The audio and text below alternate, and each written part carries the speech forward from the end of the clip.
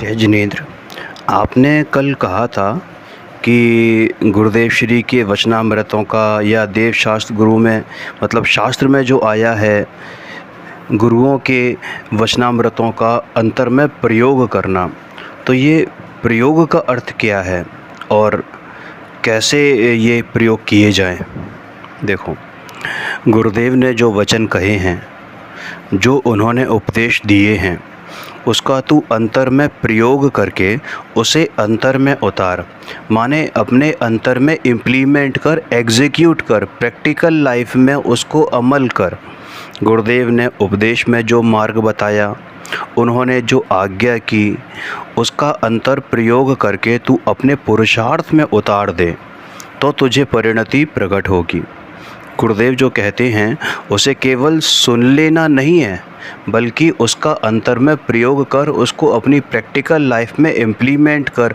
प्रति समय वो घोलन चलना चाहिए कि गुरुदेव ने जो बताया वो इस सिचुएशन में कैसे अप्लाई होता है। गुरुदेव ऐसा कहते हैं कि तू भिन्न शुद्ध आत्मा है, शुभाशुभ भाव से न्यारा, अंदर चैतन्य है।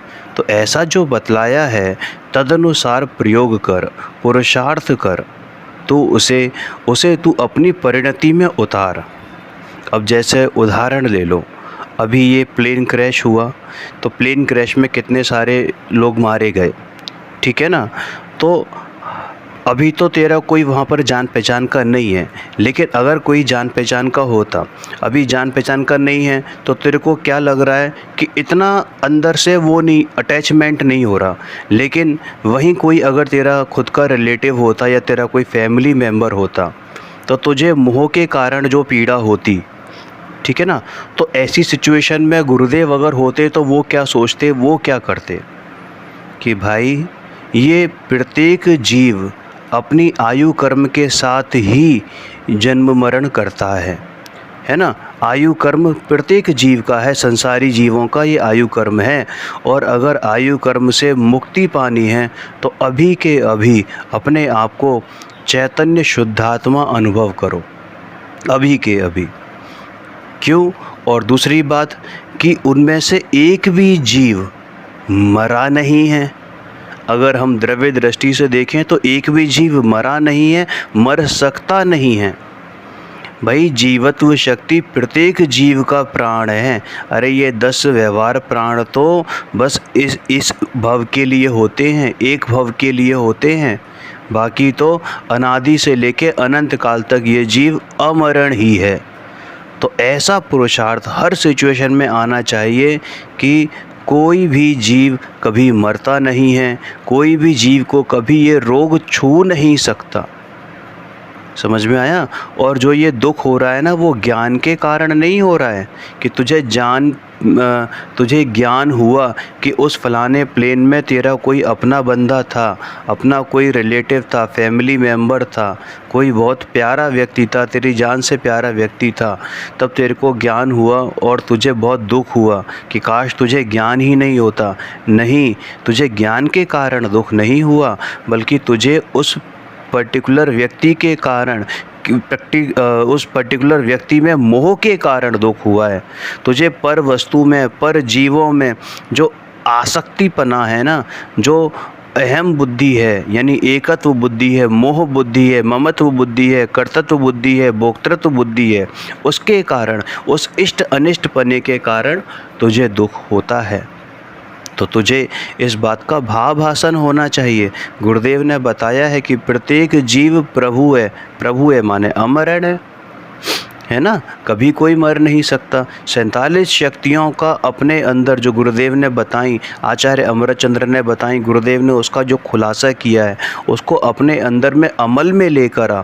प्रत्येक समय वो चलना चाहिए, चाहे खाना बनाते समय, खाना खाते समय, सोते समय, जागते समय, क्रीड़ा करते समय, चलते समय, प्रत्येक समय, अपना ऑफिस का काम करते समय, पढ़ते समय, स्वाध्याय करते समय, स्वाध्याय से पहले, स्वाध्याय के बाद, ये प्रति समय ये गोलन चलना चाहिए कि गुरुदेव ने जो मार्ग बताया है, जो बताया है, उसको मैं अपने जीवन में प्रैक्टिकल लाइफ में इम्प्लीमेंट करूं, पुरुषार्थ करूं।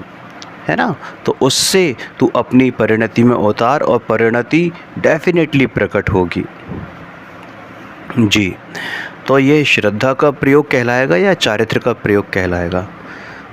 अब भाई चारित्र तो श्रद्धा के बाद ही होगा ना। मतलब बात से मतलब कि चारित्र का मतलब क्या? स्थिरता। तो पहले तू पहचान तो सही, माने ये श्रद्धा का प्रयोग है। उसे अभी विकल्प से तूने अभी विकल्प से श्रद्धा की है। अंतर में यथार्थ श्रद्धा हुई कब कहलाएगी? कि जब न्यारी न्यारी हो, परिणति कैसी हो? न्यारी हो, एकदम यूनिक, कि ऐसी परिणति आज तक कभी ना हुई हो। जब परिणति न्यारी हो तब यथार्थ श्रद्धा हुई ऐसी कहलाए, और तब श्रद्धा का प्रयोग किया ऐसा कहलाएगा। नहीं समझ में आई बात? देखो, अभी जो भी बात चल रही है, प्रयोग पद्धति को कैसे करेंगे कि श्रद्धा के लेवल पर। तुझे अभी तक सम्यक प्राप्त नहीं हुआ ना, तो सम्यक प्राप्त करने की दिशा में ये प्रथम कदम है कि विकल्पात्मक ऐसे भाव आएंगे, वो पुरुषार्थ चलेगा ही चलेगा, और ये श्रद्धा के लेवल पर बात चलेगी। जो यथार्थ प्रतीति हो उसके साथ अपने आप ही स्वरूपाचरण चारित्र भी होता है, लेकिन वह चारित्र में काउंट नहीं होता। विशेष लीनता हो तो वह चारित्र कहलाता है, माने अंतरंग विशुद्धि बढ़ती जाए और स्थिरता भी बढ़ती जाए, इसलिए वह श्रद्धा का ही प्रयोग है। अंतर में यथार्थ प्रतीति प्रकट करनी है ना, अंतर में यथार्थ परिणति प्रकट करनी, सो श्रद्धा का प्रयोग है। श्रद्धा माने आत्मा का जैसा स्वरूप है, माने मेरे अंदर जो इस देह देवालय में विराजमान ज्ञायक भगवान आत्मा, चैतन्य स्वभावी भगवान आत्मा, वो एक ज्ञायक भाव जैसा उसका स्वरूप है, वैसी यथार्थ प्रतीति की परिणति, उसके प्रति रुझान, है ना, स्वसन्मुखता, वो है श्रद्धा। ज्ञायक की ज्ञायक रूप परिणति प्रकट हो, वह श्रद्धा की प्रतीति की परिणति है। उस प्रतीति के साथ अमुक प्रकार की लीनता आती है, परंतु वह चारित्र की कोटि में गिनने में नहीं आती, उसको हम अभी चारित्र काउंट नहीं करते हैं। हालांकि वो होता सम्यक चारित्र ही है, स्वरूपाचरण चारित्र, लेकिन अभी उसको हम चारित्र में काउंट नहीं करेंगे। अभी तो तेरा काम श्रद्धा का है, और ये श्रद्धा भी ज्ञानपूर्वक ही होती है।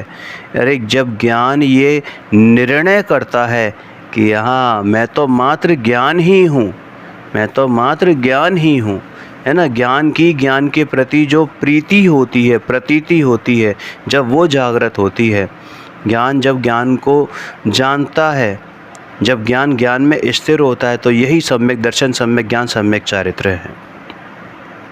जी, तो जो ये ज्ञानी हैं, तो ज्ञानी को उदय भाव जुदा दिखाई देता है। बिल्कुल, ज्ञानी को जुदा ही दिखाई देता है, जुदा ही वेदन है। यह क्रोध जुदा है, ज्ञान जुदा है। ऐसे ज्ञायक की धारा एवं उदय धारा दोनों जुदी वेदन में आती हैं। मतलब ये कि ज्ञान धारा और कर्म धारा, है ना, उदय धारा का मतलब कर्म धारा, दोनों जुदी ही वेदन में आती हैं। उदय धारा में स्वयं अल्प जुड़ता है, माने कर्म धारा में अल्प जुड़ता है, लेकिन वेदन में दोनों की जुदी धाराएं ज्ञान में जानने में आती हैं, दोनों अलग अलग जानने में आती हैं, है ना। पार्शियल रूप से अगर देखें कि जैसे अंशतः ज्ञायक धारा, अंशतः शांति धारा तथा उदय धारा दोनों वेदन में हैं।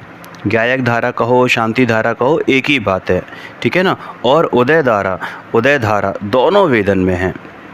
मैं चैतन्य अखंड शाश्वत हूँ, यह क्रोध मेरा स्वभाव नहीं है। इस प्रकार चैतन्य को द्रव्य दृष्टि से पृथक किया है।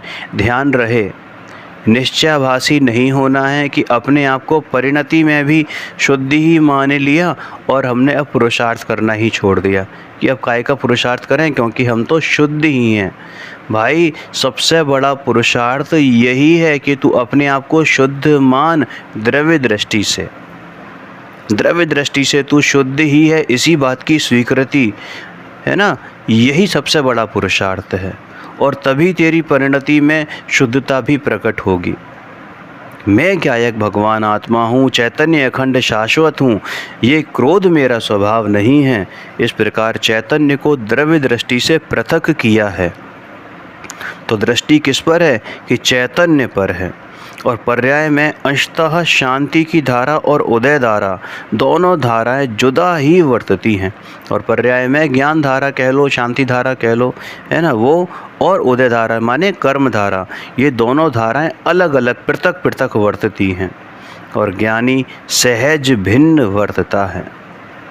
समझ में आया ना। उसे कोई याद नहीं करना पड़ता कि मुझे अब ज्ञान धारा में जाना है कि अब कर्म धारा में जाना है, या ये ज्ञान धारा है या ये कर्म धारा है। ज्ञान में आता है, जानने में सहज रूप से आता है, क्योंकि अब उसका एक ही ध्येय है, अपना निज गायक शुद्ध आत्मा। उसका अब एक ही प्रमेय है। प्रमेय से मतलब जानता तो वो बहुत सारी चीज़ों को है, पर को जानता है, निज को भी जानता है, लेकिन अब उसका जो है श्रद्धेय कहना चाहिए तो वो एक ही रह गया है। कौन? गायक, अपना गायक जी। अब रुचि जब हुई है, मतलब स्वयं नहीं रुचि की है, तो फिर भी ये परिणति क्यों नहीं पलटती है? अभी तो बताया है ना, कल भी ये बात आई थी कि भाई रुचि पलटेगी कैसे, ये परिणति पलटेगी कैसे? रुचि की मंदता जो है, तुझे जो चीज़ रुचि लग रही है ना, वो एक्चुअल में रुचि का प्रतिभास है, आभास है, वो एक्चुअल की रुचि नहीं है। तू पढ़ता है तो तुझे पढ़ने की रुचि है, तू सुनता है तुझे सुनने की रुचि है, तुझे अमुक ज्ञानी की, विद्वान को सुनने की रुचि है, तुझे किसी से विशेष लगाव हो गया उसकी रुचि है, तुझे अपने शुद्धात्मा को जानने की रुचि जागृत होगी, तब परिणति पलटेगी। रुचि की मंदता अपनी है अभी। भाई उग्र रुचि हो तो परिणति पलटे बिना रहे ही नहीं। ये गारंटी है कि जिस समय तेरी रुचि पलटे, तेरी रुचि तेरे स्वरूप की तरफ झुके, तुझे इतनी गरज हो, इतनी अंदर से धसक लगे कि नहीं, मुझे अपने शुद्धात्मा को पाना है, आकुलता नहीं, उतावला नहीं, धीरनताई से, मतलब अपने को उग्र पुरुषार्थ भी हो लेकिन कहीं आकुलता न हो, तो ऐसी रुचि जागृत हो, प्रति समय तुझे शुद्धात्मा का भान रहे। रुचि ऐसी होती है कि भाई में उसे कहीं भी चैन नहीं पड़ता। अरे ऐसी रुचि अंतर में उग्र हो तो स्वयं पुरुषार्थ किए बिना रहता नहीं, और जब पुरुषार्थ होता है तो परिणति पलटे बिना रहती नहीं है। ये लिख के ले ले कि जब तेरा पुरुषार्थ जागृत होता है तो तेरी परिणति पलटे बगैर रहेगी नहीं। अभी आपने एक शब्द लिया उग्र रुचि का पुरुषार्थ, तो ये उग्र रुचि का पुरुषार्थ क्या है, इसका स्वरूप समझाने की चेष्टा करेंगे, कृपा करेंगे। देखो, बहुत ध्यान से सुनना, बहुत इम्पोर्टेंट बात है ये, अच्छा क्वेश्चन है। देखो, अनादि का जीव को अभ्यास कैसा है? अनादि का जीव को अभ्यास है कि वहाँ दौड़ जाता है, कहाँ पर? विभावों की तरफ। कैसा अभ्यास है? विभावों की तरफ रुचि का अभ्यास है, इसलिए विभाव सहज हो गया है, सहज हो गया है। देखो, किसी व्यक्ति को सालों तक एक ही काम करने को दो, अरे तुम खुद ही उदाहरण ले लो ना कि तुम ऑफिस जाते हो, ठीक है ना, और 20 साल से 25 साल से ऑफिस जा रहे हो, एक ही ऑफिस जा रहे हो अपने घर से ऑफिस, तो कई बार क्या होता है कि हम कहीं और भी जाते हैं ना, तो हमारी बाइक अपने आप ही ऑफिस की तरफ मुड़ जाती है सहज भाव से। वो हमारे सबकॉन्शियस माइंड में, जो हमारा अवचेतन मन है, उसमें बैठ गई है। तो ऐसे ही अनादि काल से भाई इस जीव को ये विभाव परिणति में डूबने का, विभाव परिणति में रहने का ही, कि विभावों में रहने का ही, विभावों को अपना भाव मानने का ही अध्यास पड़ा हुआ है। ऐसी सबकॉन्शियस माइंड में वहाँ पर चीज़ें बैठ गई हैं कि उसको वो अपना स्वभाव लगने लगता है, मतलब वो सहज हो गया है। और हमें करना क्या है कि अंतरंग की, अपने अंतर की दिशा बदलनी है, और वह रह जाती है, क्योंकि इतनी रुचि की मंदता है, इतनी पुरुषार्थ की मंदता है अभी।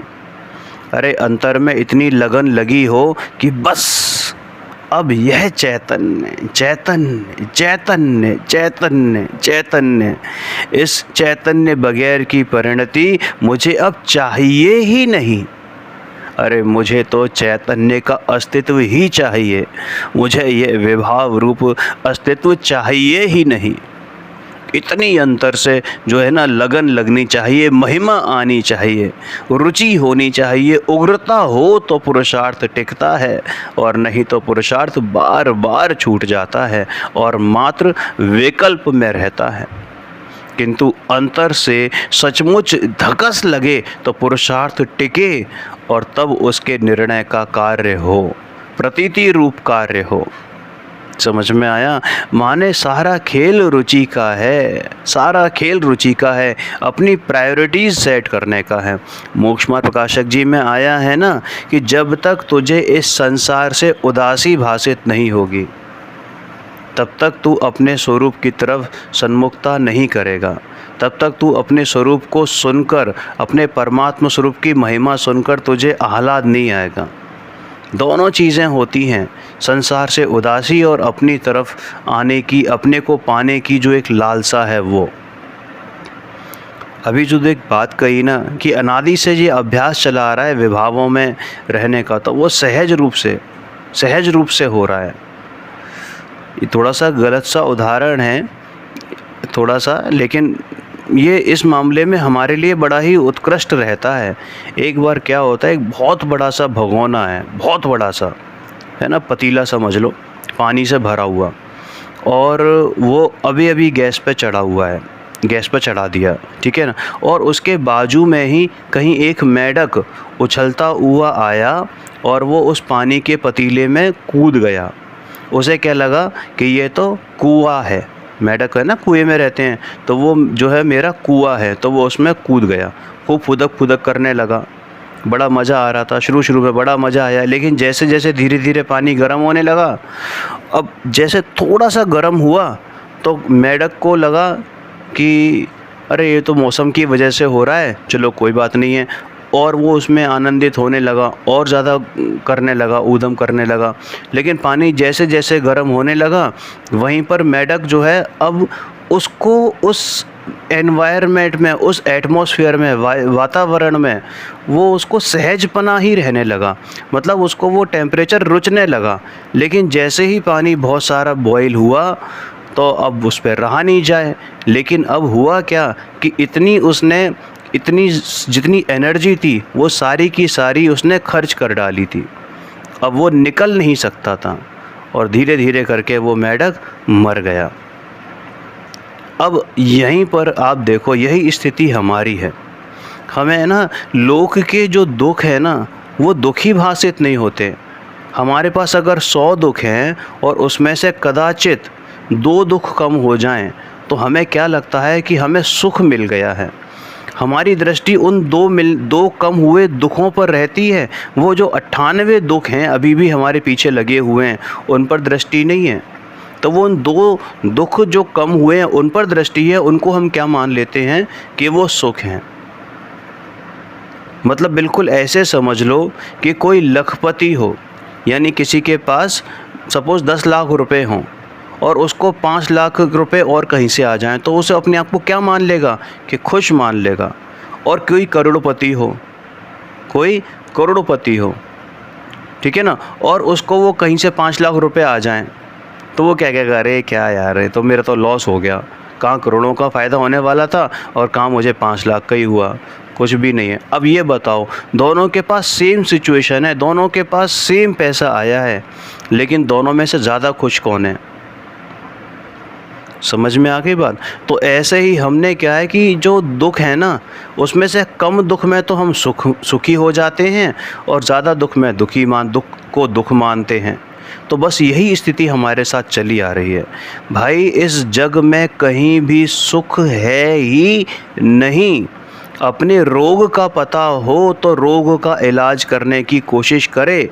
अरे भाई ये जगत रोगों से भरा पड़ा है। ऐसी उदासीनता होनी चाहिए कि इस जगत में रहने में सिर्फ दुख ही दुख है। अंदर से ऐसी लगन लगनी चाहिए, ऐसा पुरुषार्थ जागृत होना चाहिए कि नहीं, मुझे तो अब ये अनंत सुख प्राप्त करना है। तो कैसे प्राप्त होगा कि अपने शुद्धात्मा के अलावा कहीं और सुख है ही नहीं, है ही नहीं, है ही नहीं। तो ऐसा निर्णय जब हो, ऐसा निर्णय में जब आए कि मैं एक ज्ञायक भगवान आत्मा हूँ और ये विभाव भाव मुझसे अत्यंत ही भिन्न हैं, किंतु जो भिन्न हैं वह भिन्न रूप से कार्य करे तो प्रतीति ने कार्य किया कहलाए।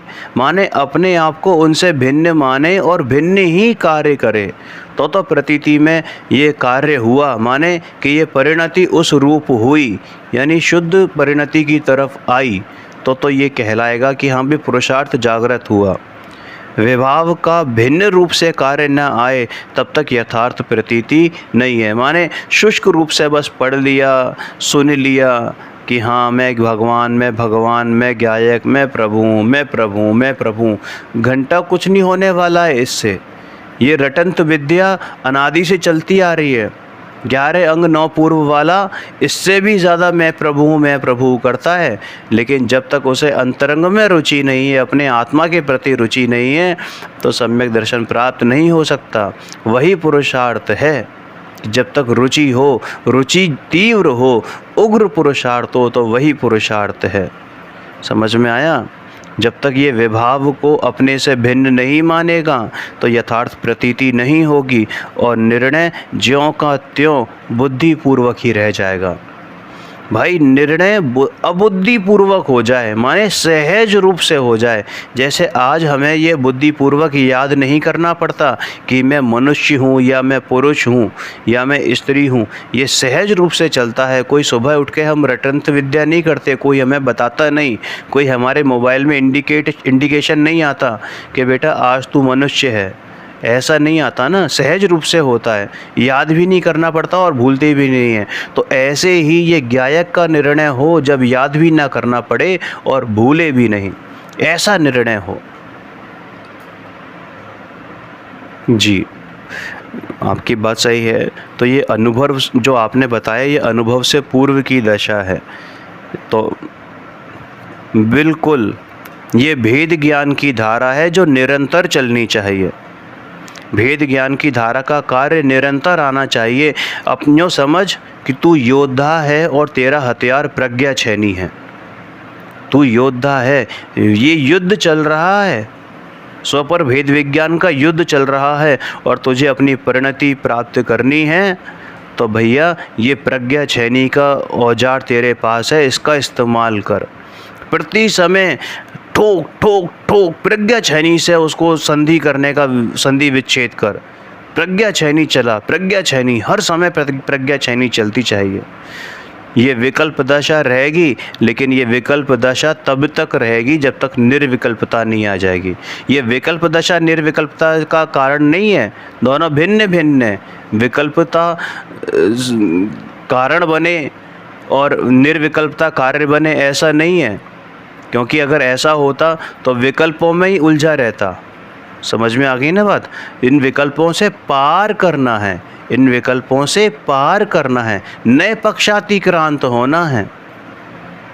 भाई निर्विकल्प दशा का जो कारण है वह यथार्थ होना चाहिए, है ना। तो उस निर्विकल्प दशा से पहले वह अपना अभ्यास करता रहे और छूट जाए तो पुनः अभ्यास करे। समझ में आए? एक योद्धा का पता है क्या कर्तव्य होता है? एक योद्धा अब वो साल भर तो लड़ता नहीं रहता ना, ज़िंदगी भर तो लड़ता नहीं रहता। उसको तो ज़िंदगी में कोई एक आध कोई लड़ाई हो जाती है तो हो जाती है, बाकी टाइम वो मालूम है क्या करता है? अपने औजार पहने करता है, ताकि अगर कभी कोई इमरजेंसी आ जाए तो उसको औजारों का मुंह ना ताकना पड़े कि औजार तो मेरे पहने है ही नहीं कि अब मैं औजार करूं। यानी जब प्यास लगे तभी कुआं खोदे, ऐसी हिसाब नहीं है, ऐसी परिणति नहीं होती है। कुआं पहले से खोदना है, तो बस ये तैयारी करके रखनी है। इसी का नाम पुरुषार्थ है, इसी का नाम पुरुषार्थ है। यानी प्रज्ञा छेनी लगातार पहनी, तीक्ष्ण प्रज्ञा छेनी से अपने उस पर वार करते रहना है। स्व पर, स्व पर, स्व पर, स्व पर, और फिर जैसे तेरे को स्वयं पर का भेद विज्ञान होगा, अपने निज की तरफ लगन लगेगी, तुझे भाव भाषण हो जाएगा कि हाँ ये निज गायक भगवान आत्मा ही मैं हूँ। फिर तुझे ये याद भी नहीं करना पड़ेगा कि मैं कौन हूँ। ऐसा अभ्यास हो। निज ओग से जब च्युत हो जल ढाल वाले मार्ग से, तो सहज ही उसे मोड़ ले अपने उर्ग पुरुषार्थ से। तो उस जब तेरा बहाव कहीं और जा रहा है, शुभ अशुभ परिणामों में जा रहा है, तो तुरंत अपनी परिणति को अपनी तरफ मोल्ड कर। और तेरा जब उग्र पुरुषार्थ हो और तेरे को अंदर से कुछ ढीलापन महसूस हो, तो समझ जाना यही टाइम है लोहा गर्म में हथौड़ा मारने का। और अपने पुरुषार्थ को और तीव्र कर। समझ में आया? बहुत बढ़िया। एक अभी जिज्ञासा आई है बहन श्री बहन, एक बुज़ुर्ग हैं, तो उनका मैसेज आया कि मेरी आयु पूर्ण होने का समय नज़दीक आ रहा है, तो मुझे आत्म अनुभव करने के लिए क्या करने चाहिए? थोड़ा सा संक्षेप में बताएं। देखो भाई, चाहे तुम कितने ही वृद्ध हो, चाहे कितने ही जवान हो और चाहे बच्चे ही क्यों ना हो, सबको तो एक ही काम करने का है। आचार्य कहते हैं कि आबाल गोपाल, आबाल मतलब बच्चे, गोपाल मतलब बुज़ुर्ग यानी कि ज्ञानी, है ना, चाहे वृद्ध समझ लो, कि आबाल गोपाल सबको एक ज्ञायक आत्मा ही पहचानने का है। यही एकमात्र कार्य है।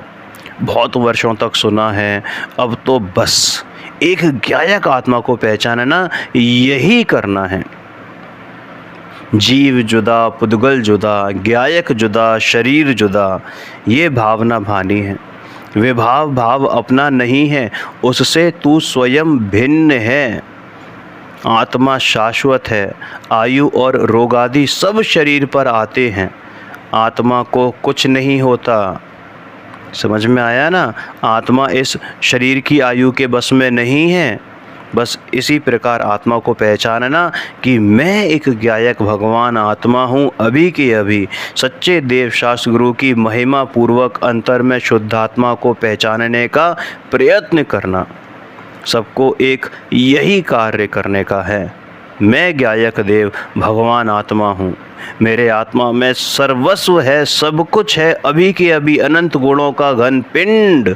मैं ज्ञायक भगवान, मैं अद्भुत, मैं अनुपम, मैं आनंद एवं ज्ञान से भरा पूरा हूँ। आनंद कंद हूँ, आनंद का घन पिंड हूँ, अनंत प्रभुता से भरपूर चैतन्य प्रभु हूँ, चैतन्य महाप्रभु हूँ। मैं एक अद्भुत तत्व हूँ। शरीर की चाहे जो अवस्था हो, वह मैं नहीं हूँ। शरीर से जुदा हूँ, मैं तो उससे भिन्न अद्भुत शाश्वत चैतन्य तत्व हूँ। इस प्रकार आत्मा को पहचानने का प्रयत्न करना। और एक बात और, किसी के सहारे मत रहना कि कोई मुझे संबोधन देगा। स्वयं ही तू अपना कारक है।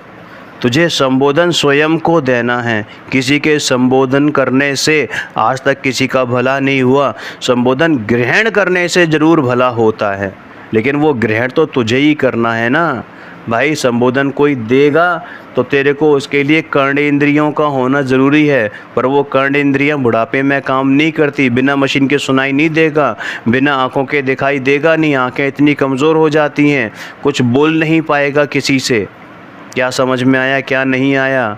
भाई तू अपने को स्वयं संबोधन दे, यही सही समय है। बल्कि प्रत्येक जीव के लिए यही सही समय है, इर्रेस्पेक्टिव ऑफ हिज एज। चाहे उसकी कोई सी भी आयु हो, बच्चा हो, बूढ़ा हो, जवान हो, प्रौढ़ हो, कोई सी भी आयु हो, यही सही समय है। एकमात्र यही समय है और यही अंतिम समय है सभी के लिए।